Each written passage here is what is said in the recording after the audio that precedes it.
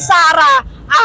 Sara, alam namin kung ano yung mga ginagawa mo. Sara, alam namin yung stabilization mo. Sana iwasan mo na. Huwag mong pinag-aaway ang mga Pilipino.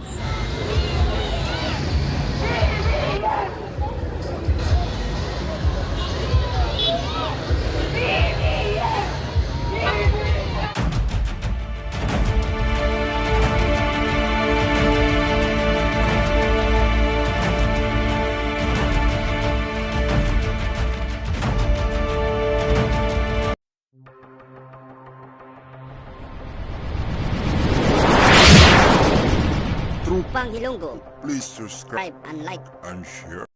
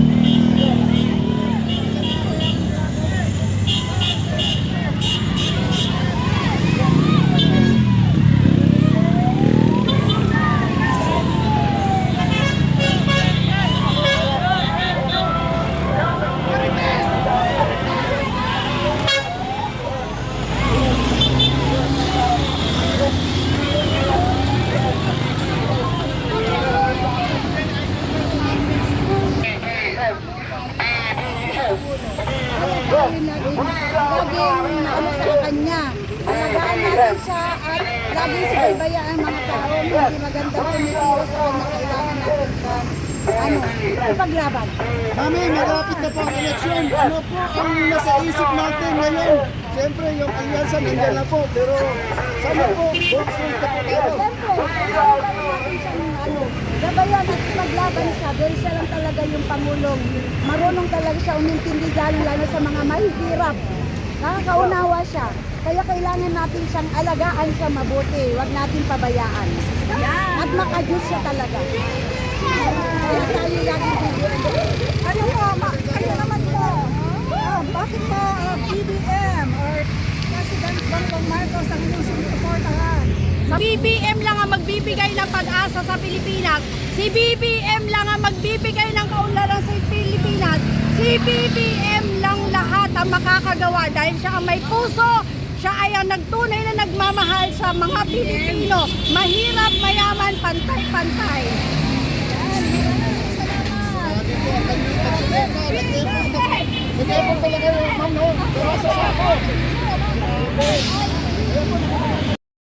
Alam mo, may tanong po ako. Si Sara Duterte po panayambawat kay PBBM at sa mga kongresista kung ano-anong binabato mga paninira. Tapos po, siya po, hindi niya sinasagot ang mga akusasyon sa kanya na may matibay na ebidensya. Ano pong masasabi niyo doon? God bless kay Sara.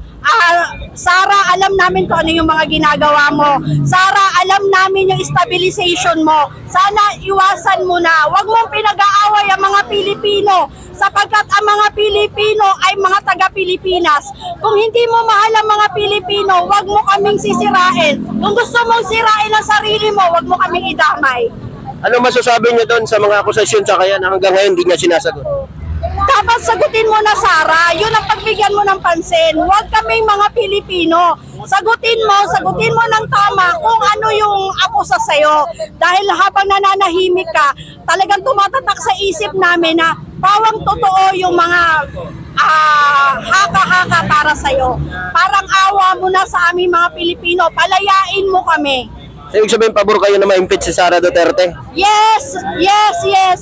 Yes, yes, yes. Gusto ko ma-impeach si Sara para matahimik ang Pilipinas. Thank you po, thank you. Hello ma'am, may tanong ako. Bakit po si VP Sara po, panayambanat niya kay BBM, mga kongresista, sa mga akusasyon niya kay BBM, pero siya na may matibay na ebidensya ay hindi man lang siya sumasagot sa mga akusasyon sa kanya na may matibay na ebidensya. Anong masasabi niyo doon? Kaya nga po, di ba, diyan natin makikita ang presidente natin na kahit anong batikos sa kanya, talagang nanalik pa rin sa Panginoon. Hindi siya marunong lumaban kasi may hustisya. At saka Diyos na ang bahala. Yan ang lagi niyang inaano, di ba? Kahit may ebidensya siya o anong, hindi niya pwedeng ilabas pa. Kasi diyan nga makikita ang presidente na nakapabait, makatao, makaano talaga.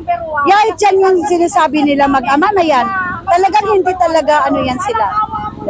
Yun lang ang masasabi ko. Dahil wala tayong makuha kay presidente na kung ano-anong mga masasamang salita. So ano pong masasabi mo kay VP Sara Duterte na hindi niya pa sinasagot ang mga akusasyon sa kanya tulad ng mga confidential fund? Yun na nga, kailangan talaga niyang sagutin ang lahat at pananagutan niya lahat ng mga ginawa niya. May mensahe ba kayo sa kanya? Yun lang po.